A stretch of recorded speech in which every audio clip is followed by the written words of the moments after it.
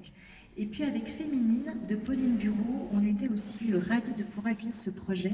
Ça sera le 25 juin et ça sera ici à Molière, puisque ce projet ne va pas tourner la saison prochaine, puisque Pauline prépare un nouveau projet qui lui tenait à cœur et qui est en création en ce moment même, qui va débuter au Théâtre de la Colline à Paris à l'automne, et que cette pièce, on va dire cette ode au sport féminin, était quelque chose auquel nous tenions beaucoup, et c'était aussi un endroit où convoquer des publics différents qui viennent assez rarement au théâtre. On sait que le biais du sport peut nous permettre vraiment d'aller toucher, d'aller rencontrer de nouveaux publics.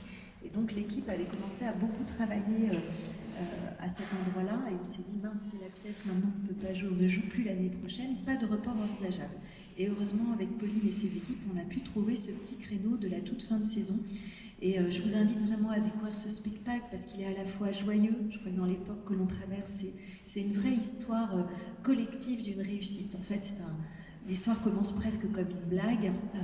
En 1968, on décide que pour terminer la kermesse d'une ville chaque année à Reims, hein, ils organisent une attraction. Donc en 67, il y a un combat de catch de Lilliputien, vous voyez un peu voyez un peu le niveau de l'attraction, on va dire. Et l'année d'après, un match de foot féminin. Donc on est quand même, mesdames, d'abord une attraction. Et puis petit à petit, cette équipe qui n'était qu'une équipe amatrice va se consolider, va bosser dur et en 10 ans va devenir une équipe professionnelle à tous les effets et remporter la Coupe du Monde de football qui aura lieu à Séoul. Et c'est toute cette histoire qui nous est donnée à voir à peu près sur 2 heures de spectacle. À la fin, tout le monde se lève et fait la hola. Je vous garantis, je l'ai vu au théâtre de la ville sur le site des Abbesses. Il y a en effet un engouement. Évidemment, les publics les plus jeunes sont très touchés par cette proposition entre sport et aventure collective. Mais vraiment, c'est très joyeux et ça nous aide à, voilà, voir aussi comment à travers cette aventure d'un groupe de femmes, c'est finalement une époque que l'on traverse et aussi une façon petit à petit voilà, de créer une équipe et de gagner, parce que le but quand même c'est de gagner avec cette équipe de foot. Donc on sera à Molière le 25 juin. Alors avec une forêt, par contre, là on va être sur un projet qui n'aura lieu qu'en séance scolaire. Christophe, c'est ça? C'est ça, 4 représentations scolaires au Théâtre Molière de cette dernière création, encore une création empêchée, on l'a donnée uniquement à visée professionnelle au mois de janvier, oui c'est ça, en janvier, et là on va donner quand même l'occasion de la jouer pour des scolaires, pour 4 représentations, les 21 et 22 juin à 10h et 15h chaque jour, et donc ici au Théâtre Molière. Alors, Une Forêt, c'est une compagnie, c'est un projet produit par la compagnie Jolimet. Félicie Artaud est une des artistes installées à Sète, une des artistes de notre territoire, que l'on a souhaité accompagner fortement, puisque en effet, on a joué un peu les sauveteurs en plein hiver quand ces résidences, notamment dans le nord de la France, s'écroulaient les unes après les autres, puisque vous savez, parfois on n'a plus pu sortir de nos régions, etc. Donc elle a pu dérouler l'ensemble de cette création au Théâtre Molière. Et finalement, on a réussi à vous inviter, quelques-uns des professionnels présents ici ce matin, à découvrir ce travail qui est en forme de conte initiatique. En fait, ça serait un mélange d'Hansel et Gretel, de la petite fille, non, peut-être pas la petite fille, peut-être Hansel et Gretel et le petit pousset, voilà, puisqu'il s'agit de traverser une forêt, comme son nom l'indique, qui est très inquiétante, avec un ogre très très inquiétant lui aussi. Et puis finalement, de dépasser ses peurs pour grandir. Voilà, passer à l'âge adulte. En tout cas, un théâtre très simple, puisqu'on est un peu dans du théâtre de tréteau, avec un décor assez essentiel, mais un travail sonore remarquable. Et je trouve que c'est un très très beau projet à accompagner. En tout cas, on a été très, très heureux de suivre Félicie dans cette aventure-là, qui a également eu des temps de travail à la passerelle d'ailleurs. Hein. C'est vraiment un projet qui s'est tressé entre la ville de Sète et nous, plus l'agglo, mais enfin vraiment, c'est un projet de partenariat au niveau territorial. Et ça, c'est important aussi de dire qu'aujourd'hui, on est dans cette idée de discussion pour accompagner des artistes et de pouvoir emmener un projet de sa naissance, de l'idée de cette création jusqu'à son bon déroulement et à son arrivée sur nos plateaux. Donc c'est important aussi, je crois que dans les nouvelles structurations à l'œuvre, hein, de pouvoir aider ces équipes artistiques qui s'implantent sur nos territoires à pouvoir pouvoir y rester durablement en leur offrant à la fois des espaces de travail, mais aussi de dialogue avec les différentes communes. Et c'est ce que l'on s'emploie à faire, nous tous, pour voilà, garder cette richesse-là sur le territoire. C'est important. Et c'est un projet qui a d'ailleurs été aussi très soutenu par la Belgique, donc qui aura une belle tournée chez nos amis et voisins de Belgique à l'automne. Alors, pour ne rien oublier, on passe au pli du paysage, c'est ça? Oui, c'est ça, après une forêt. Mais puisque j'ai dispatché mes petits papiers, voilà. Alors, dans les plis du paysage, c'est une pièce de cirque de création, comme on l'appelle aujourd'hui dans notre jargon, mais en réalité, c'est du jonglage et de la musique. Et ce sera le dernier volet de nos artistes associés, le collectif Petit Travers, avec lesquels on vient de traverser 3 années, un peu chahutées, vous me direz, surtout là, celle qui vient de s'écouler. Mais alors eux, ils ont une chance inouïe, c'est qu'ils sont passés à peu près entre toutes les mailles du filet, puisqu'on a réussi à présenter la pièce Ces doux murmures en début de saison pour les scolaires, vous savez, celle où il y avait eu toutes ces polémiques, alors que nous avions toutes les autorisations pour la présenter à nos chères petites têtes. Et puis cette dernière pièce, qui l'on a décalée à nouveau, et qui va pouvoir jouer. Alors il se trouve que cette pièce, j'ai une petite émotion en l'accueillant ici à Molière, puisqu'elle a été créée en 2016 lors de la Biennale de la danse. Biennale de la danse d'ailleurs qui ouvre ses portes ces jours-ci, donc on va être presque dans une forme de résonance, et que elle a été créée sur le plateau du théâtre que je dirigeais à l'époque, et que ça va être sa dernière date de jeu ici à Molière. Donc c'est une forme de cycle en quelque sorte. Alors là, on est sur une pièce de grande forme puisqu'ils sont 9 au plateau, musiciens et jongleurs. C'est vraiment un très très beau travail, et dans les plis du paysage, tout simplement parce que le décor est constitué de rideaux très fins, colorés, de couleurs différentes, et qui peu à peu vont tomber, révélant chaque fois d'autres strates de paysage, jusqu'à atteindre toute la largeur du plateau. Donc c'est vraiment très beau. Il y a un gros temps de montage d'ailleurs sur cette pièce, mais c'est un très bel objet, et on fêtera, en tout cas on célébrera la fin de ces 3 années de compagnonnage pour lesquelles on aura réussi à jouer à peu près tout, si ce n'est l'année dernière une petite forme qui devait aller dans vos communes, et pour ça, que malheureusement au mois de mai, lors du temps fort danse, enfin non, juste après, à la fin de la saison, début juin, malheureusement n'avait pas pu jouer. On n'a pas réussi à retrouver des dates de jeu parce que c'est une équipe qui tourne énormément, donc voilà.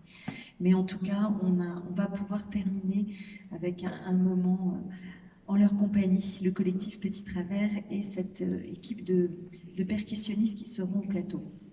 Et puis c'est à Balaruc à nouveau que nous irons avec le projet d'Émilie Höfnagel, qui est en fait la binôme de Michel Lobu. Michel Lobu, c'est le créateur du Turac Théâtre. Alors je pense que certains d'entre vous l'avez découvert à la fois. Je vois Claude qui hoche la tête parce qu'elle a eu la chance de se glisser dans une répétition il y a quelques semaines dans ce projet qu'on va accueillir en janvier prochain et qui s'appelle Les 7 Sœurs de Turaki. Donc on vous dévoile un peu la suite, mais là en l'occurrence il s'agit du spectacle Chaussures à son pied, qui est vraiment porté par Émilie et qui en plus est une pièce assez acrobatique puisqu'elle est sur un plan incliné pendant 1 heure, et qu'elle va nous raconter. Alors là aussi on rejoint un petit peu toute cette atmosphère des contes de fées, mais très revisitée. Là, on serait pour le coup, on a affaire à une héroïne qui serait entre les Souliers Rouges et Cendrillon, mais elle va croiser des loups et elle va pas s'en laisser compter. C'est plutôt une figure de jeune femme qui s'affirme, qui trouve son chemin dans l'adversité.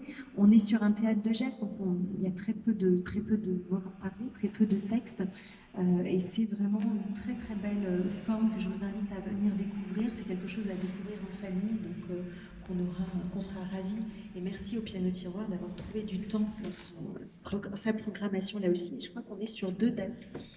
Oui, pour 2 représentations, lundi 28 et mardi 29 juin à 20 h au Piano Tiroir à Balaruc. Et puis après, alors là, Christophe a réussi un tour de maître de réussir à reprogrammer une pièce qui n'était pas faite pour cela, qui n'était pas conçue pour l'extérieur au début. Il a convaincu le metteur en scène, voilà, de s'adapter. Mais je te laisse nous en dire un petit mot.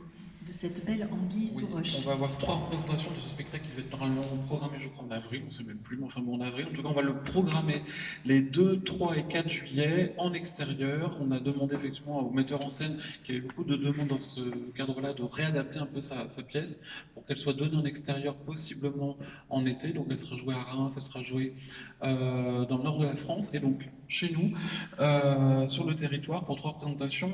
Une représentation qu'on va jouer au théâtre de verdure de Ballaruc-les-Bains et 2 représentations qui vont être jouées dans la cour intérieure, on va dire, de la médiathèque François Mitterrand à 7. Voilà. C'est du théâtre, c'est un texte d'Alice Amir, un très beau texte, très fort, très puissant, joué par une actrice connue, je veux dire très connue, et césarisée, Déborah Pour son Lequemina, rôle dans dans Divine, Déborah Lequemina. Un rôle titre et musical, puisqu'elle est accompagnée par un groupe de musiciens de oud qui sont en arrière-plan. Et c'est un texte très fort d'Alice Amir qui a été relais de nombreux prix. Un texte très beau sur l'exil, sur la mort, sur le départ. Mais c'est un texte d'une envolée poétique d'1 heure. Où on est accroché à son fauteuil et on est pris par Déborah et son jeu remarquable. Voilà, pour une minute de temps. C'était une des pièces qui vous avait les plus émues au Festival d'Avignon. On se partage un peu le travail, parce que ça, normalement, il y a beaucoup d'offres cette année, il va falloir gérer le manque de place. Et l'équipe, enfin Christophe et Florent, je crois que vous étiez allés ensemble découvrir ce projet et étaient revenus très bouleversés de cette pièce. C'est un grand coup de cœur, hein, c'est un grand coup de cœur d'Avignon et beaucoup de professionnels se sont arrachés ce spectacle. On l'a découvert, je crois, maintenant il y a 2 ans. Enfin, quand il y avait un festival d'Avignon à l'époque. C'était en 2019. Voilà. Il a eu une tournée très importante et c'était très dur de le revoir. On est très content d'avoir calé ces dates, ces 3 représentations presque exceptionnelles, puisqu'après Déborah va plus pouvoir le donner, puisqu'elle va continuer sa carrière au cinéma. Et je crois qu'il y aura une période de tournée en septembre, en octobre. Après, le spectacle ne tournera plus, du moins avec Déborah. Donc on est très content d'accueillir ces 3 représentations. Et puis dans des lieux assez remarquables et différents, donc c'est chouette aussi. Et puis après, on va terminer avec de la danse, puisque ça sera le moment d'accueillir la Cocaille Dansa et le collectif La Véronale pour le projet Oscara. Là aussi, un de nos coups de cœur Avignon 2018, on remonte dans le temps, avec Christophe, je crois qu'on était tous les deux sur cette pièce-là. Un objet très étrange, qui pour le coup nous avait laissé en sortie, ça a trotté un petit moment dans notre tête. Et quand on en a reparlé quelques temps après, on s'est dit, mais finalement, c'est un peu intéressant de montrer ce projet-là à un public parce qu'il est tout à fait étonnant. Ça mêle les chants basques traditionnels, donc un peu comme à la manière des chants corses, hein, ils se chantent un peu avec la main sur l'oreille, parce que c'est des chants polyphoniques absolument merveilleux. Des danseurs, c'est une pièce entièrement au masculin, que des hommes au plateau. Vous voyez, on a eu féminine et là on n'a que des hommes au plateau, donc on est vraiment dans la parité dans ce théâtre. Je ne voudrais pas être accusée de donner la place qu'aux femmes, hein. C'est pas ça le propos. Le propos, c'est de donner la parole à des projets qui font sens, qui amènent du sens dans notre société. Surtout aujourd'hui, on en a besoin. Et avec la Cocaille Dansa, je pense qu'on va être dans un univers à la fois poétique, étrange, un peu mystérieux. Et on s'est dit de terminer avec de la danse avant de vous souhaiter un bel été. Évidemment de vous retrouver avec les festivals d'été qui auront déjà un petit peu commencé, on va un peu se superposer, mais cette année on a fait au mieux, et puis de vous retrouver très rapidement, puisque nous, dès le 10 et 11 septembre, on va être à la manœuvre, on réouvre la saison avec quasiment un mois d'avance pour donner à voir là aussi beaucoup de reports de cette saison-ci, et pour vous donner quelques petits indices et quelques petites indications de rendez-vous, donc on va ouvrir la saison avec le projet d'Olivia Ruiz qui s'appelle Bouche cousue, qui avait été créé l'année dernière à Narbonne et qui n'a pas pu tourner lui aussi. Donc il va ouvrir notre saison le 15 septembre. Et puis on enchaînera avec Anne Nguyen et son projet hip-hop à Mon Bel Amour le 17 septembre. Lui aussi n'avait pas pu jouer, mais en mai 20. Et puis la semaine suivante, on retrouve l'Hérital, reprogrammé pour la 4e fois, qui dit mieux, et on ne lâche pas l'affaire. Donc l'Hérital vont enfin venir à Sète, parce que quand même ça fait sens aussi d'accueillir ce projet ici. Bruno Puzzolo, donc qui sera son ambassadeur sur le plateau de Molière, et ça sera le mardi 21 septembre. Après, je ne peux pas tout vous dire de tête, mais on va retrouver le quai d'Ouistreham, là aussi, pour la 3e ou 4e fois. Il y a des projets comme ça auxquels on tient, qu'on n'a pas lâché, qu'on va pouvoir emmener sur l'ensemble des territoires. On va retrouver Royan avec Nicole Garcia, qui sera au rendez-vous le 8 octobre. Voyez, on va avoir une rentrée assez dense, donc on commence plus tôt. Et puis, bien entendu, on va rentrer dans l'année Brassens, puisque on va retrouver le très beau projet porté par François Morel et la chanteuse Juliette, que l'on va retrouver les 22 et 23 octobre. Tous ces projets-là de la rentrée, on va néanmoins en faire un avant-programme et une mise en vente au niveau billetterie qui attaquera probablement début juillet, de façon à pouvoir quand même accueillir favorablement toutes les demandes de public pour les pièces de l'automne. Parce que l'année dernière, on avait fait une mise en vente très tardive. On sentait bien que ce n'était pas simple pour les publics. Donc on va procéder un peu différemment cette année. On va vendre d'abord un premier trimestre. On va voir ce qui se passe à l'automne. On est optimiste évidemment, mais néanmoins prudent. Et puis après, on annoncera probablement, on ouvrira les ventes en novembre pour la suite de la saison, c'est-à-dire de janvier à juin. Voilà, cette année, on va procéder un peu différemment, mais il nous a semblé opportun peut-être d'être plus... On avance en prudence, effectivement, par rapport au contexte sanitaire, évidemment. Il y a déjà qu'on a eu fort à faire, à défaire, à rembourser les gens, etc. Donc on s'est dit qu'on allait avancer en prudence et faire une ouverture de vente, effectivement séquencée, donc sur les spectacles de septembre à décembre, à un seul moment. Et le après, on verra. On verra le contexte, encore une fois. Alors tout est prêt, hein, on n'a plus besoin de rebosser de la programmation à la fin de l'année. Tout est prêt, mais ça sera plus simple comme ça.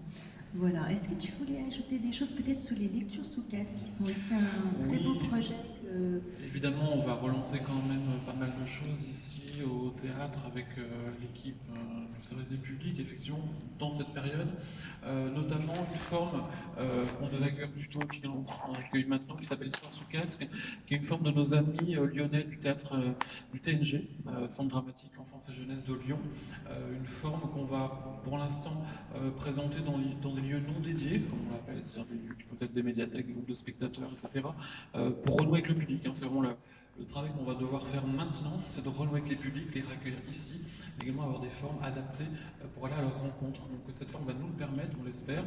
Et c'est vrai qu'on le disait tout à l'heure avec Concert à table, qui va être joué effectivement courant juin. On va avoir aussi la représentation dans des lieux spécifiques et des lieux. On va jouer ce spectacle en EHPAD, à l'hôpital de jour, ici, voilà, dans des lieux spécifiques comme ça, pour renouer avec l'ensemble des publics. Ça fait partie de nos missions de service public. Donc on va réactionner tout ça et retrouver du public autrement. Voilà.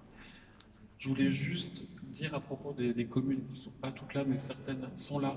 En tout cas, remercier toutes les communes de nous accueillir dans cette bienveillance, effectivement, d'accueil, qui était complexe en termes de calendrier, mais on a réussi. On sera donc pour cette intersaison, j'appelle ça une intersaison, sur 8 communes, Ballaruc-les-Bains, Bouzigues, Montbazin, Frontignan, Ballaruc-le-Vieux, Marseillan, Metz, Poussan, et 7 en hors les murs, en dehors du théâtre. Ici, on sera à la passerelle à la médiathèque, donc comme on l'a vu tout à l'heure. Voilà. Donc en tout, ça nous fait quand même, j'ai tout calculé, ça fait quand même 38 représentations, tout comprises, pour ces 11 spectacles qu'on va avoir en juin-juillet.